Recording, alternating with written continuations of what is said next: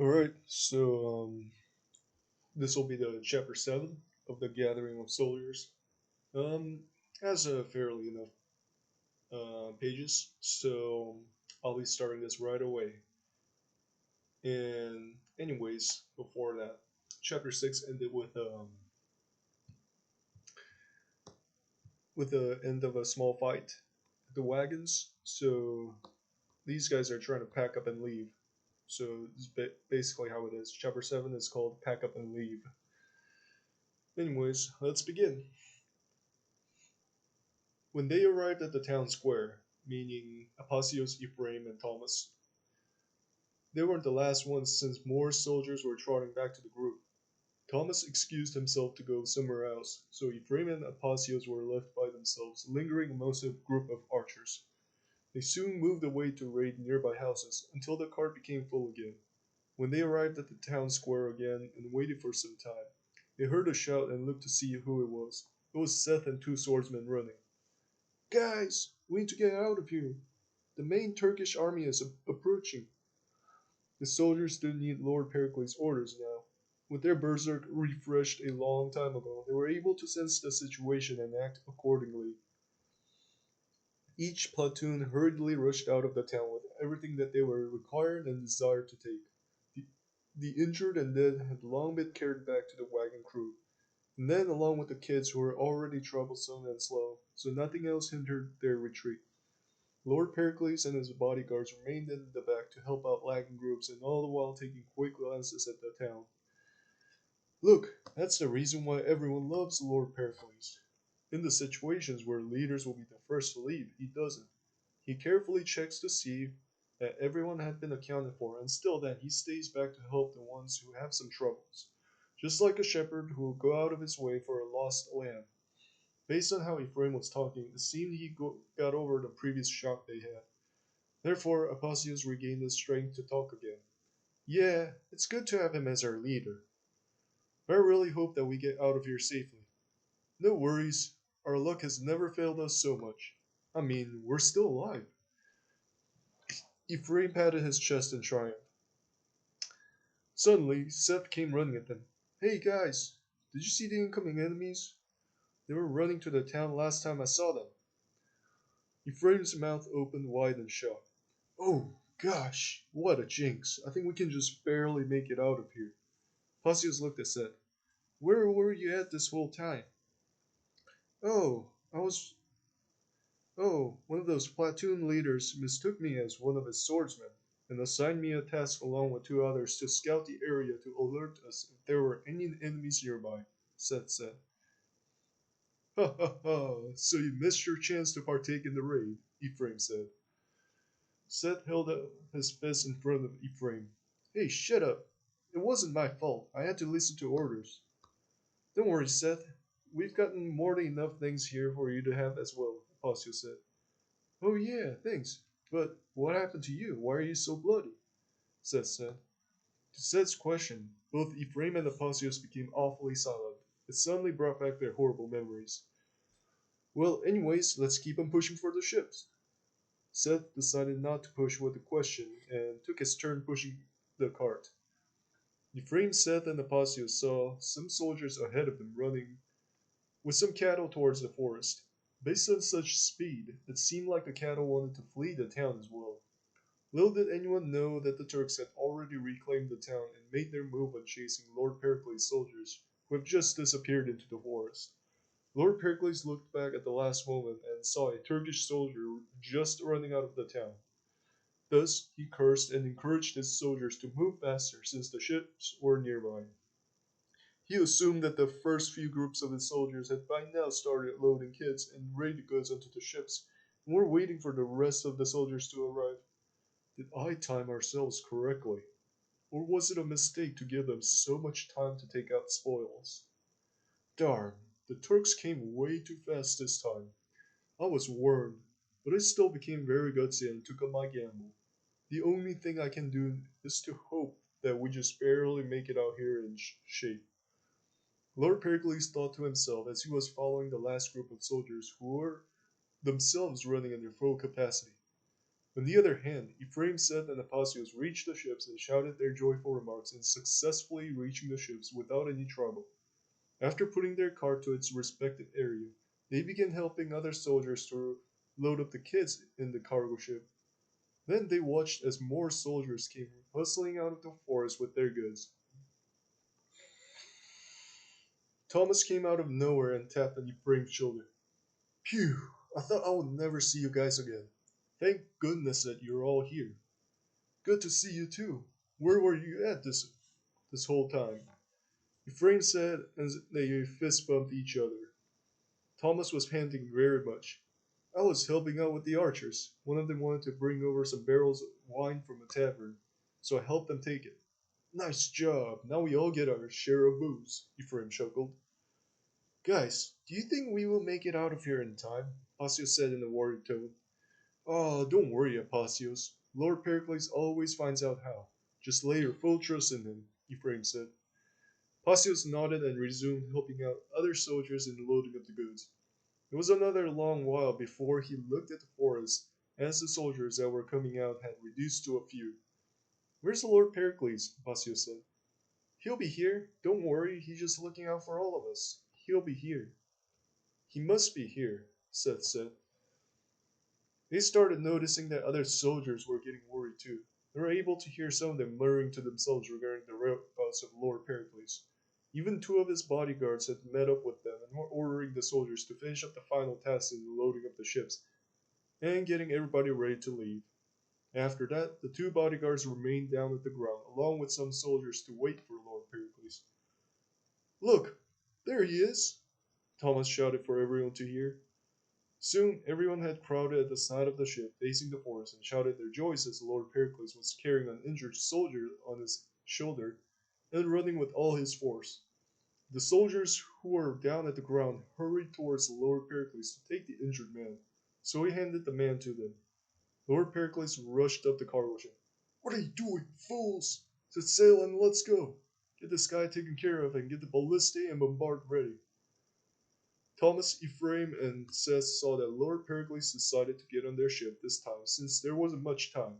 They found it confusing because the Lord Pericles always led the first ship, not the second.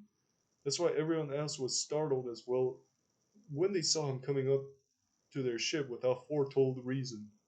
But they soon realized that Lord Pericles had no choice since the first ship was already sailing away from the coast. To explain the situation further, whenever the soldiers were fleeing from a village or town they had just raided, the first ship, the ship with more melee infantry, would leave first, while the second ship covers the shore for them. It's because support infantry have more defensive against an attack from shore, due to the fact that melee infantry could only attack when the enemies get on board the ships.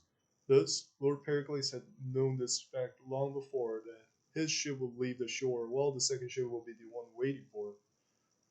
He also knew that his support infantry's platoon leader won't leave the shore until he gets on board. That's how strong the trust and bond was for this organization.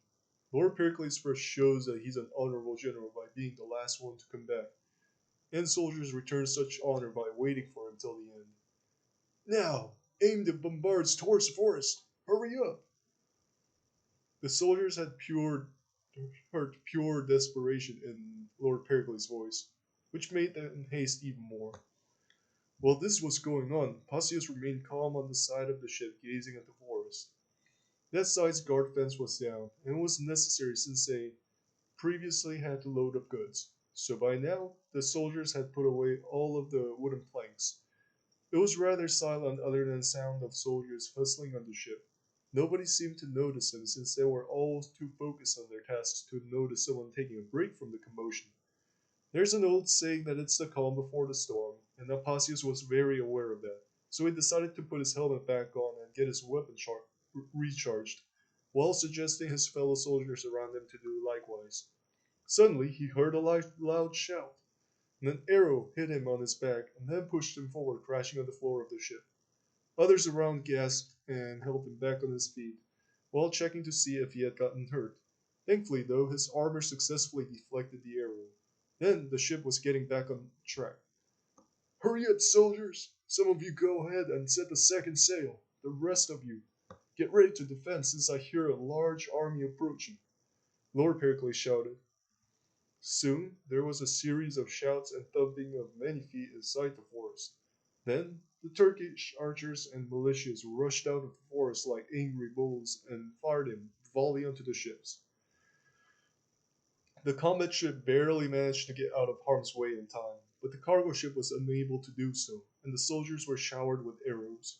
Hey, is anyone hurt? Are kids okay? They're down the deck? Good. Now, crossbowmen, fire! Lord Pericles ran around the ship checking on the soldiers. It was very chaotic. The archers were nowhere to be seen, so the crossbowmen and gunners hastily fired their shots and continued to do so. They were also getting numerous hits by enemy arrows. Suddenly, Apasios saw Ephraim jumping to his left to try to avoid an arrow. Oh no! They're using grappling hooks! A swordsman shouted when a Turkish spearman threw a grappling hook onto the ship. Apparently, that projectile which Ephraim jumped away from was the grappling hook which held onto the main deck.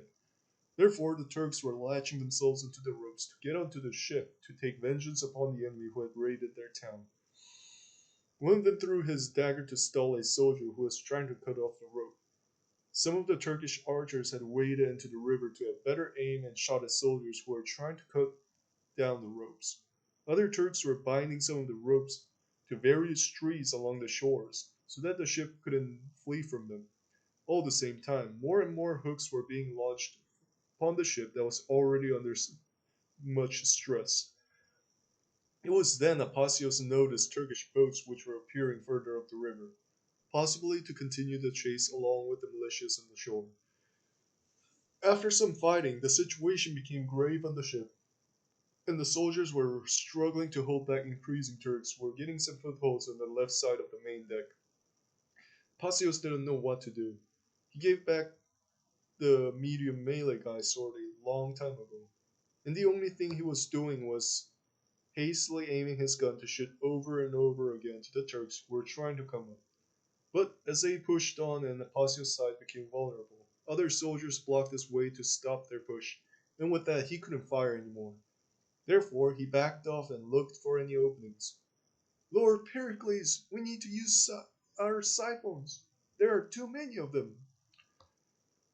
Apasios heard one of the melee soldiers talking with Lord Pericles. He then noticed them going into the main deck stern castle, and some time later they came back out with two strange looking pipes with another pipe attached underneath each of them, and two barrels on a cart.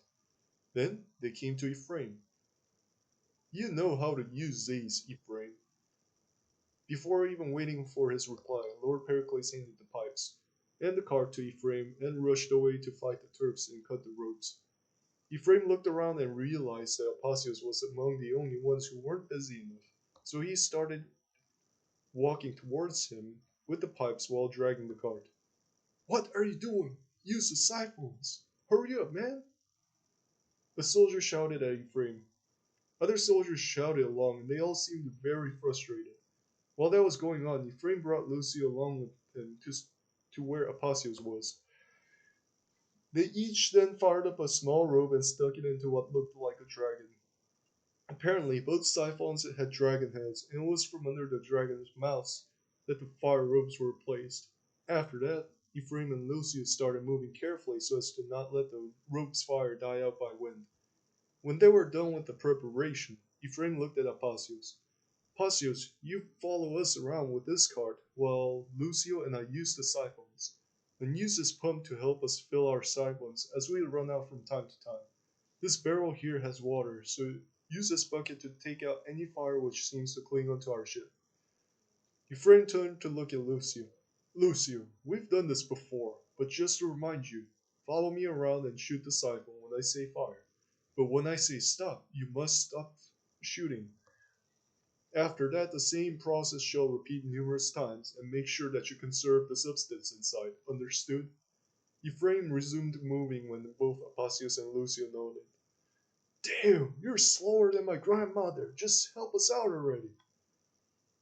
A crossbowman shouted at them when Ephraim and Lucio neared the soldiers with the siphon held in their hands. Ephraim turned to face Apasios. Apasios, I'm very sorry that you have to see this, but we have no other choice. He turned back and prepared to shoot while aiming the siphon with his hands.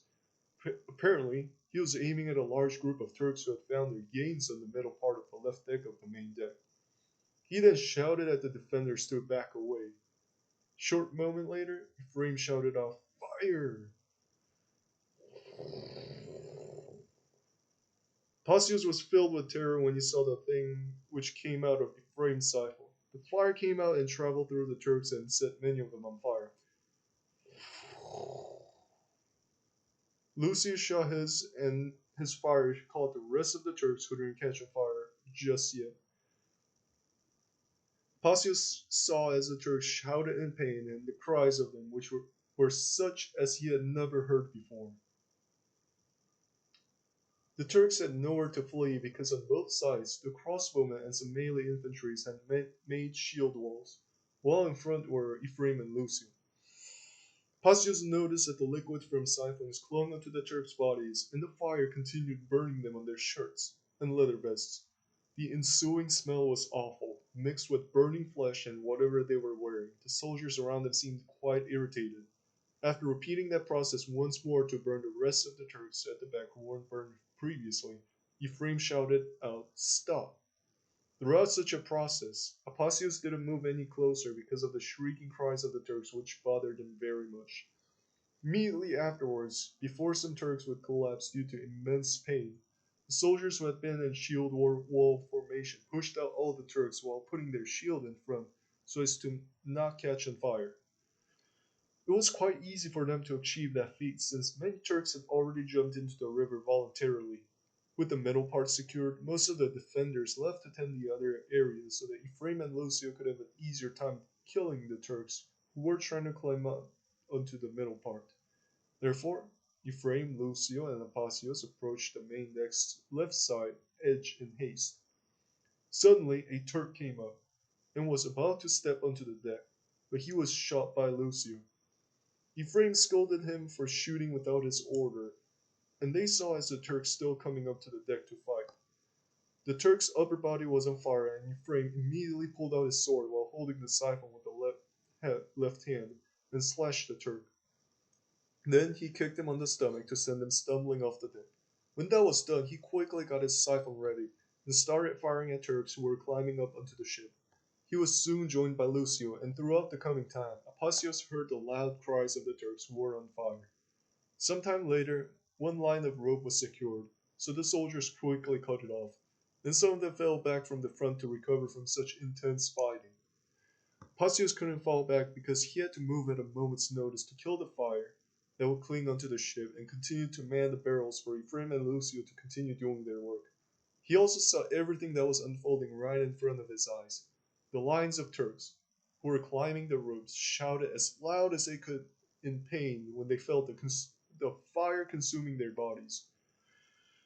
By now, Apollonius realized that not even the town square fight, in which there was such chaos, could be compared to this madness that he was personally witnessing. This wasn't a fight, but a small-scale massacre. More than that, the enemy militia's blackened skin, combined with burnt-up hair and falling bodies, were just too much for Apollonius to handle.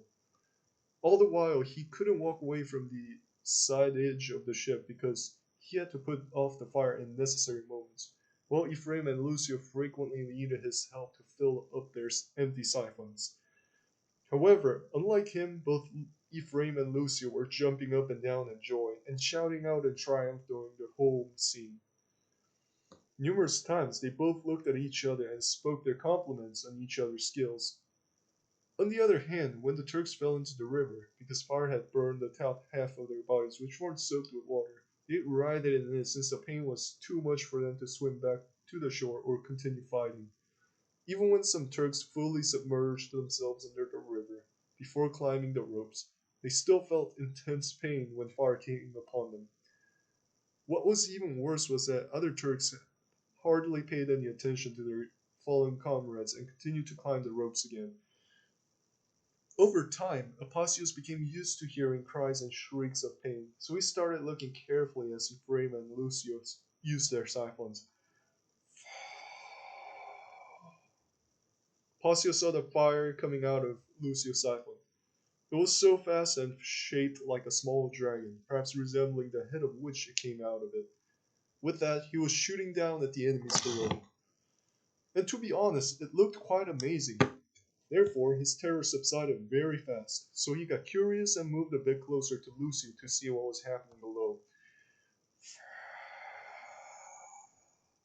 Pasius saw it again and was struck in awe since the fire remained flying in the air for a while. The small dragon would lose its tail and will turn into a fire cloud when the siphon pump blew out the contents inside. He then compared Lucio's fire to that of Ephraim and concluded that Ephraim was much better in using it than Lucio, since Ephraim's fire would efficiently latch onto as many Turks as possible and burn them alive, while that of Lucio often lacked in its aim and coordination in killing the same number of enemies. When Lucio used his siphon, his fire would either burn the enemy too much or too little. Also, one time he came close to firing at a melee soldier who was trying to cut off a grappling hook's rope. Pasio soon found himself wanting to use a siphon, but he held his ground and concluded that he wasn't ready for that just yet. After a very long time of looking at Ephraim and Lucio using the siphons and refilling them many times, Pasios noticed that the contents weren't coming out from the barrel when he was about halfway filling up for Ephraim's position for Ephraim's siphon. Soon afterwards, Lucio came to get his siphon refilled, but was surprised when he found out that nothing was coming out. Therefore, Ephraim opened the lid to see inside. He looked back at Apasios and Lucio. It's gone. That's it. Lucio and Apasios looked into the barrel in disbelief. It ran out fast. We still need to kill more, Lucio shouted. We have no more, Lucio. I guess we forgot to buy more in Constantinopolis. Ephraim closed the lid. He then pointed at his siphon. What I have here is it. Ephraim then spent some time using up every last bit of fire on the Turks, while Apasios and Lucio anxiously watched. Our mission is to cut the ropes and flee. We've done enough, Lucio. Ephraim pointed at the Turks down below. You see there, they have lost much of their fighting spirit, and our soldiers are cutting down the ropes. Lucio looked around, pivoting impatiently. Why didn't Lord Pericles use the bombards and ballistae? We can't use them here. They are for long distance, and the enemies are down below and they are too close to us. Ephraim looked around them. Also, it's very risky to use bombard, so he may have made us place them there to give fear to enemies. Suddenly, they noticed someone running at them. Yarg! Thomas shouted as he charged to the edge of the ship to take a halberd strike on the Turkish swordsman, who was trying to get on board the ship. Thomas did a nice halberd strike on his chest and pushed him down. That was a great job he did, since the falling swordsman made others to fall along with him, thus securing one of the last three lines of ropes at the same time. However, Apasios saw that other Turkish infantry secured two more ropes at the upper deck of the ship's stern castle, and they were trying to break through the swordsman. He noticed that the swordsman wouldn't be able to hold on much longer without getting injured or killed, so he told Ephraim that they should put away the siphons, load up the guns, and fire at the Turks who were getting up onto the upper deck of the ship at a rapid pace. The main deck was almost secured, but they had failed to give much attention to the upper deck, thinking that Turks would only try to get up to an easy place. Thus, they brought over the two other gunners and went up to the top deck. When the gunners had loaded up their guns, the swordsmen at the top deck began shouting for assistance, so they rushed up there to heed to the demands. Everyone move away! Ephraim shouted at the swordsmen. The swordsmen looked back and panicked when they saw gunners who were aiming straight at them, so they moved away as soon as possible. Fire! Ephraim shouted. All the stone balls found their targets and killed many Turks. Charge! Ephraim shouted once again, and all the gunners charged in to finish up the job. When they finished and cut off the ropes, the swordsmen thanked Ephraim for coming to help them out. And that's how we live in this organization. Just a little bit of help here and there forces other soldiers to respect us enough for us to not be removed. Ephraim said to Apasios as they were cleaning up the mess. The swordsman had already gone down by this time, and Apasios wanted to ask something. Were there times when they asked for removing guns? Pasio said. Yeah, quite many. Not as often these days, but when the group was in its early period, other soldiers often mocked us, saying that we were useless and slow. Over time, we proved them wrong on vital occasions. So now there will be quite a few soldiers who will come to our side when the argument starts up again. I understand them though. The melee infantry is trained harder than us. We're getting off easy in this group. Our platoon leader goes easy on us as well. I told you he is the nicest guy. Anyways, they could cope with having crossbowmen around, but they still really don't understand why even use guns. Don't worry, when none of us used guns, they mocked crossbowmen. So it should go away through time. Ephraim was walking in a joyful way as he talked. By now, free from ropes holding it, the ship began catching onto the river's current, and it was slowly gaining speed. The strong breeze on the land helped in moving the ship further into the river and away from the shore. Pasius looked down, and the scene was very horrible for him to watch. The injured Turks filled the river like the fishes of the seas, and many of their bodies were near the shore with constant cries coming from their mouths.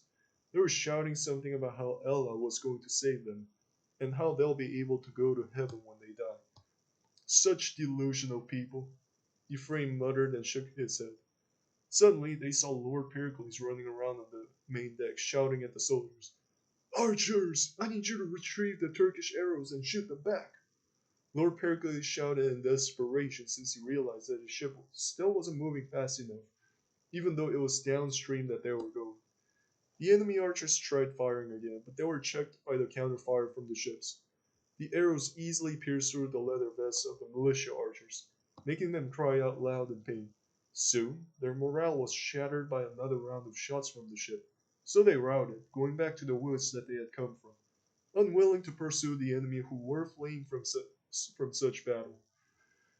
Lord Pericles' archers had originally hid themselves in the lower deck when the enemy archers were in shooting frenzy. Then they had used the confusion of siphon fire as a cover to get back out on the deck, pick up the enemy's arrows, and fire at ease to the enemies who were wide open on the shore. Thus, strategy won against the numbers. By then, the Turks who were trying to get to the ship fell back in the water to escape such valiant defense, and their morale failed drastically. Even those who were coming by the boats began slow retreat back to their bases, unwilling to sacrifice their lives for the town that they didn't own themselves. After a while of watching them retreat, Lord Pericles looked around the ship. That was so close, soldiers, very close. Just look at how many were on the shore. Those were their weak troops, and we couldn't possibly have beaten them if we got caught while loading. Anyways, let's regroup and tend to the wounded. When the soldiers had finished up their tasks, they regrouped around Lord Pericles. All right, my soldiers, we need to take care of the injured as we go to Sinop to sell the children and goods. Hey, recorder, have you counted the total casualties of us? Lord Pericles shouted. The recorder looked at his paper. Out of 120 people, 68 got minor injuries, 16 got heavy injuries, and 9 people died while the rest of us are suffering from headaches and bruises that we have received from the battle. With a grim look, Lord Pericles resumed speaking. It has been a sad thing that many got injured and we lost some of our brothers. Even though many of us got injured, thankfully we didn't lose any men during that defense fight on the ship. But during the town capturing phase, had they given up earlier in the battle, we could have saved more people. He sighed. Soldiers just looked at him with sad faces as he hauled the remaining goods to the ship's lower deck. After that, the ships were full of goods in the lower and bottom deck, and then also in the stern and forecastles. Lastly, the main deck was filled with blood-stained men. To change the mood, Lord Pericles got up to speak. Hey, recorder, how many enemies do you think we had killed? There were around 200 militias with about 50 troops of the captain. From them, there were around 204 deaths, 23 heavy injuries, and the rest of them alive with minimal injuries, perhaps. It's quite accurate since we had more than enough time to count while you guys were filling things in the wagons. But it's still an estimation. Recorder flipped over a paper. As for the defense fight on our ship, we don't even have a rough estimation. At least 50 enemies got injured or killed by our siphonators and another 50 by the rest of us. And that's the least estimation. The greatest amounts to 400 total casualties. The soldiers clapped and shouted in joy. Therefore, Lord Pericles looked around at them with a smile. Good. We had done a good job then. Compared to our losses, our foes had a really crushing defeat. However, we lost a long time fighting them and taking the goods away, so we really need to get going. Apicius did notice that so-called Berserk had been refreshed amongst his fellow soldiers, who looked much calmer than before, and in fact they looked very shaken. With that, he came back to where Thomas, Seth, and Ephraim were resting around while looking through the piles of goods that they brought. They sailed in silence for some time after that because it was the first time in a long while of taking on a real raiding expedition and an intense defense fight on their ship. Before this, it was always the tribute expedition in which they would go to a small village, threaten them, take some goods out, and go back to Principe, which was quick cash, likened by Lord Pericles. It has been a long time since they had a gut-tickling raiding expedition that finally exhausted soldiers' berserk.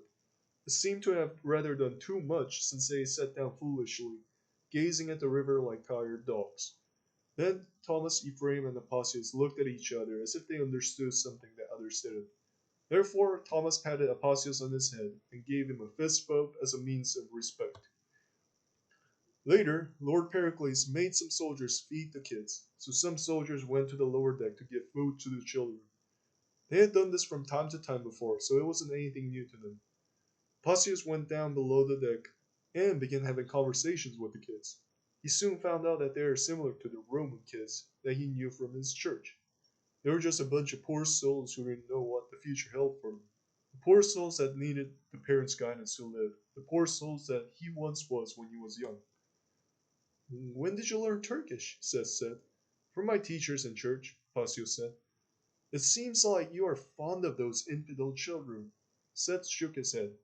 Apollonius sighed. I don't see them as infidels anymore. They seem to be just like myself when I was young. I don't see any hostility in them as of right now, but just a mind full of confusion that requires their parents to go back to normal. Really? You really think that? You know that they'll become adults later on and try to kill us Romans, Seth pointed at the kids. Maybe they will do that, but they are innocent right now. Apollonius shrugged. No one's innocent, Apollonius. We are all sinners. Just that which side you're on is the thing that matters. For me, as long as the Roman nation remains standing, I will stand with it. If it dies, then I will die with it, Seth said. Apollonius gazed at Seth. You speak in a very strong tone right now, Seth. What's got into you recently? I turn like that whenever I fight infidels. I feel this intense hatred inside me that needs to explode, making me strong and harsh. Sorry about that, it's a habit that I have, Seth said. Then they said no more and went back up to the main deck. Then Apollonius decided to go to the front end of the ship, to the small area beyond the forecastle, to talk to Lord Pericles. Seth looked at Apollonius back with a funny look that showed deep interest in what his friend was doing. Being nice to the infidels, I see. Apollonius cleared his throat to alert Lord Pericles that someone was approaching. Lord Pericles, how did you time things so well? Officer Ephraim told me that you have never failed to escape on time. Apollonius looked at Lord Pericles, who was thinking as he was looking ahead at the river. The current was becoming slower since they went further downstream, but the ship was maintaining good pace due to the sails and some soldiers who were rowing the great oars at the rear of the ship. Lord Pericles thought for some time before facing Apollonius to reply. I just feel when it's time to flee. It's a gut instinct that comes with many years of experience, but I still am uncertain all the time. I struggle with decisions too. Apollonius nodded and decided to ask more. If I may humbly ask, could you tell me about Officer Ephraim? What kind of person is he? What makes you ask this? Lord Pericles glanced at Apollonius. Apollonius paused to think and bit his lips. He's a great officer and a friend whom I thoroughly respect. In this raiding expedition itself, we fought side by side 3 times. Therefore, I want to learn more about his past so I can truly honor him. He told me bits and pieces, but I want to get to know it from another person's perspective. I'll tell you, I'll ask you, and then I'll go later on and ask Captain Thomas and Seth about their thoughts. Most importantly, we use the same weapons. Lord Pericles took a deep breath. Then, I guess I'll tell you something. Ah, Ephraim and I go a long way back. He's been here for much longer than you may expect. In fact, he came here even before your age. At the age of 14, he came with his master. And the master told me that Ephraim's future should be with him, stuck in that peaceful place, but with our organization, full of chaos and adventure. Back then, he was the youngest. Since even the youngest boys were 16 or 17, and they didn't get along well with him because he was the only Saracen of that age group. So, others thought he'll be disloyal and perceived him as a threat. But I learned to see people by the content of their character rather than their backgrounds. So, I decided to do other voice for him. I was his platoon leader back then, and he was able to read and write, so I decided to put him to work in my office to do the paperwork. He struggled through some years to adapt to his environment. He was often isolated and helpless. And if it wasn't for me, his mental strength would have broken down. But by the age of 18, he was an excellent soldier and other soldiers started respecting him. However, he never had anyone to call his friends until when Thomas, your captain, came here at the age of 18. Oh, that drunken bastard came, with a wineskin full of heavy liquor. Helios was supporting him as they walked. Adam had just collapsed down someplace behind because he was just way too drunk. Their entrance scene was just a pure joke. Many of my guys got a good laugh out of them. Also, they were pathetic to look upon. Two drunkards who sold themselves to strong drinks. I looked at him with pity as he lived on in this organization, but Thomas and Ephraim instantly became friends. Something seemed to have clicked between them. Now, I won't say anything after that, except for this. Once, Ephraim saved me during a fight. There was this huge Turk who came at me with his big mace. I am big, but he was bigger than me, and he struck at my shield and it broke due to the previous heavy fighting against so many other Turks. So I tried to slash him with my sword, but he knocked that out by swinging his mace. So I was left without anything to protect myself. But that's when Ephraim shot his gun from some place away and successfully blew the Turk's head off. Thomas keeps joking to Ephraim that guns are useless, but that's false and he knows it. Ephraim has killed quite a few people with that, but it's just that the numbers don't compare to that of others. I truly respected him after that, though, since not only did he save my life, but also he didn't ask for any rewards. Just like how the great Roman Emperor Marcus Aurelius told people to do, Officer Ephraim did a great thing great and went on doing other great things without asking anyone to see his accomplishments. Everything else about him, it's not up to me to tell you, but you should learn them yourself. Participate in the group well and get to know your peers. That's how you grow in person. Thank you so much, Lord. But what happened at that battle? Why was it such a horror? By how you said it, it seemed it was different from all other battles. It was different. Much different. It was where we lost around half of our men. It's not counting the injured ones, but dead ones. I was always stingy and didn't spend much money on armor and weapons, so that later came to bite us. I don't, I don't have time to tell you in detail, but what happened was that the Turks ambushed us towards the evening at our camp because spies made a mistake in pathfinding and we were bickering amongst ourselves. It was total chaos and Turks almost got us pinned down from both sides. If Ephraim didn't kill that Turk chief, then we would have all perished back there. For the enemy was just too numerous. His shot was the shot heard across the battlefield, and the Turks were so shocked to fight much longer because the news spread that their leader had died. When they left, there were just around 40 of us left standing or heavily injured, and everyone set about collecting the spoils of the enemy while collecting the bodies of our comrades to give them proper burial in Prinkipo. I felt something in my mind though, so I urged the soldiers to forget about burials and collecting and just pack up and leave. There was much dissenting and apparent revolt since they disagreed with me, saying that I was a heartless leader. Therefore, I had to promise them new equipment and increased pay when we got back to base. And that was just enough to keep them in order. Also, that was a life-saving decision too, since not long afterwards, according to my rearguards, the Turks came back with more men. After that, we barely fled. It was much closer than our last flight, because they literally jumped on board the ships, and at the end, almost all of us survivors were injured, but thankfully not dead. Lord Pericles lifted up his shirt to show Pasios a deep slash wound on his stomach. I learned something from that battle, though. It said the life of a soldier is worth far more than the heaviest of all the armor, and I lost many of my friends back then. Among the 20 of us who started this organization together, all of that wouldn't have happened if at least every melee soldier wore heavy armor. Thus, I stopped being a stingy general and stocked up our armories with new equipment. Lastly, to tell you though, Ephraim bought that gun himself. None of us contributed anything to the purchase because we didn't believe in it. So, he pretty much saved us. For a while, Lord Pericles and Apacius stared ahead in silence. Apacius was soaking up all the information that Lord Pericles told, and Lord Pericles was deep in thought, thinking about how close he had gotten his soldiers into the same fate as the last horrible massacre. Lord Pericles cleared his throat to speak again. Come to think of it, I guess the Lord intended that massacre to happen, because as I realized some years later, he had weeded out all those soldiers who had dark hearts. All those who were high-minded and boasted against the weak were killed. Even amongst my friends, many were dark-minded people who liked to abuse their power and pick on rookies.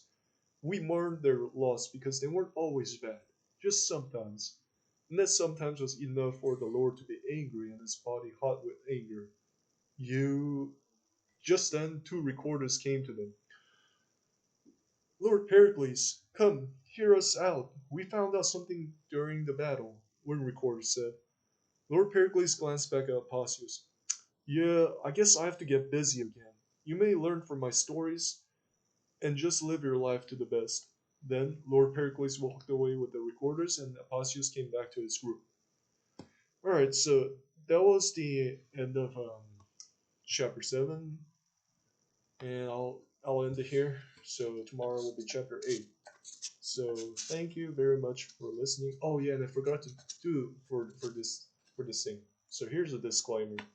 Oh man, I should have done this from the beginning. Yeah, I forgot. But anyways, I'm gonna zoom upon it so you can have a full page. There you go. Just stop and pause and read it.